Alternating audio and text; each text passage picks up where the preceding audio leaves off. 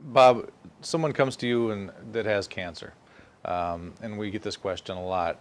If I get the diagnosis of cancer, what are some of the first things that I should do, in kind of in a generic sense, because everybody's different. But what do you recommend? What are the first couple of things that this person should do?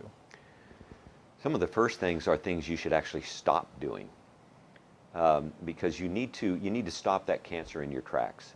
Doctors are fascinated with tumors. Got to get that tumor Yeah. out of there. Tumor's not the problem. It is to a degree, but if that tumor never grew anymore, if it stayed the way it was, and you said, well, I feel pretty much okay, doc, I'm not in a lot of pain. If it never grew anymore, if it never changed, you could live with it. That's where people get scared. And their doctors say, oh, we've got to get that out of there. Well, you don't really. You need to stop it from growing is what you need to do. And not only you got to get it out, but you got to do it now. Yes. And that's what scares people. Yeah, and I think, it's been growing for 5, 10, 15, 20 years. Why do I have to get it out now?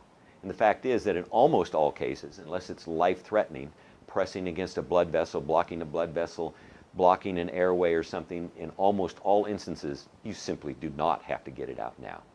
People who do nothing live as long or longer than those who go through the big three. It's proven in studies. But I would stop a lot of activities because most people, like I said, are acidified. You got to stop cooking your food to death because there's nothing in cooked food that really does you much good at all. And you need, if you are cooking any food, you need to get rid of the aluminum pans and the things that transfer the carcinogens. You need to stop the lotions and potions on your body. You need to stop eating the things that are acidic. So you need to stop eating out. You need to start producing your own food, eating organic food whenever possible, drinking the right fluids and waters. You need to juice. And you need to start seeking out supplements that will help you reverse this cancer and will help feed your body. If you're diagnosed with a stage 3 or stage 4 cancer, which many are, that's a serious situation. And diet alone may not be able to reverse that. You cannot eat 5 pounds of cabbage, 5 pounds of broccoli, 5 pounds of spinach, 5 pounds of Brussels sprouts a day, and 5 pounds of carrots. You just simply cannot do that. But in fact, you probably need the nutrition from that much organic produce each day to help stop and revert that cancer. So you need to go to the supplements. There's some real game changers out there now. And again, I don't sell any products. And so when we make a recommendation, it's only because it's in the best interest of the cancer patient, and we've researched it and believe it's good. But there are some very good game changers out there, like Relive products. I'll tell you, I can't tell you the number of cancer patients I've talked to whose cancers have been reversed because of what they put in their body. And a lot of them have used these Relive products. They won't tell you that it cured their cancer, and I won't either. It would be irresponsible. But I'll tell you, that's what they changed in their lives. Along with, in some cases, the ionized water has reverted so many cancers. And so you need to start doing the things that will give nutrition to the body, but no sugar. You got to stop sugar because cancer grows and thrives in an acidic but a sugary environment too. Sugar feeds cancer in an anaerobic, sans oxygen type of situation. It ferments sugar to get its energy to perform the angiogenesis, which is putting out new blood vessels so it can go and get more food and more sugar and feed itself. There's a lot going on in angiogenesis today, and of course a lot of drugs are being made now that are supposed to stop that. They don't work, folks. They don't work. The best chemotherapy you can take is the food you eat. Here's a good instance. Graviola, which was discovered in the Amazon rainforest a lot of years ago and was even proven by the American American Cancer Society to kill cancer cells, was proven to be 10,000 times more effective than adriamycin, which is a chemotherapy drug. There's no side effects.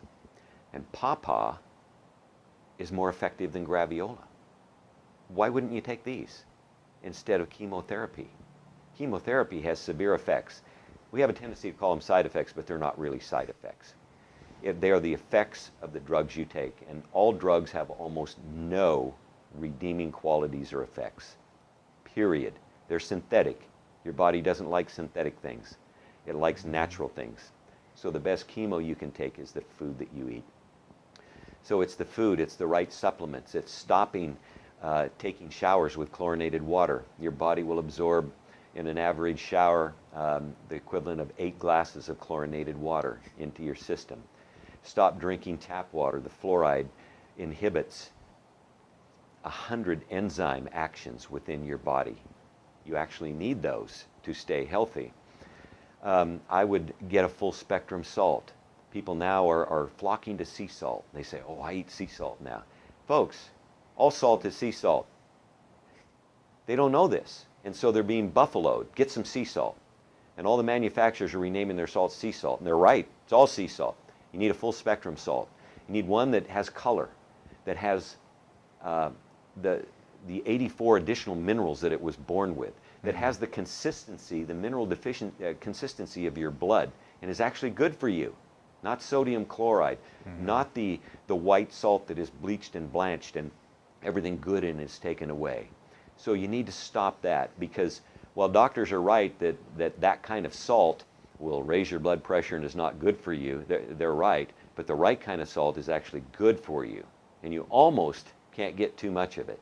Stop pepper, very acidic, I love it, but it's one of the most acidic things on earth. I'm not talking about peppers, I'm talking about black pepper. And so I covered in my book the whole gamut of what to do and what not to do. Those are some of the first things, because you need to stop doing things. And people largely don't get that.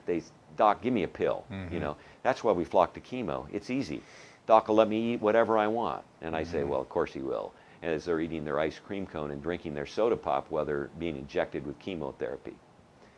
It's just a sad state of affairs, what has happened in America today. We have no health care, contrary to popular belief, or very little.